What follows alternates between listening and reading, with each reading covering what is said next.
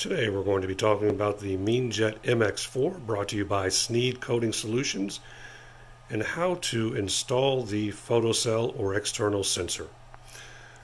So the sensor port is the last one here. You'll notice we don't have that connected yet. We do have the sensor connected to the printhead. So we'll note that we have it as close to the unit as possible. We'll make some final adjustments once we have it connected. Let's go ahead and take a look at the installation.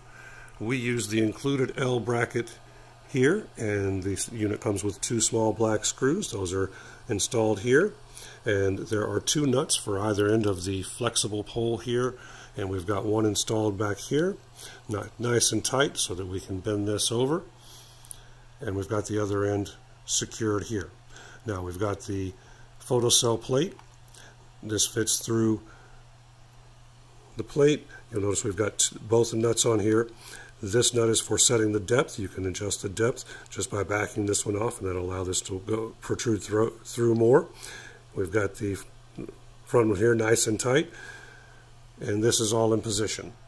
Now, if we need to make any adjustments, the unit does come with a small screwdriver. You can use any small flathead screwdriver.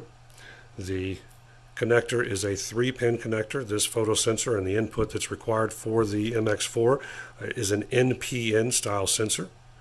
If you wish to use your own, make sure that you are using an NPN style sensor. If you need voltage or any other characteristics, please contact us. We're happy to help. So when we're plugging this in, we want to make sure that we note the notch here on the side, and there is a place right here for it to fit right in to the port. Plug it in securely and then tighten down.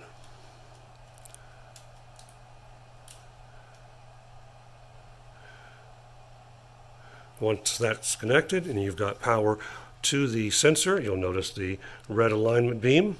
That allows you to see where the sensor is aligned to and make adjustments as necessary.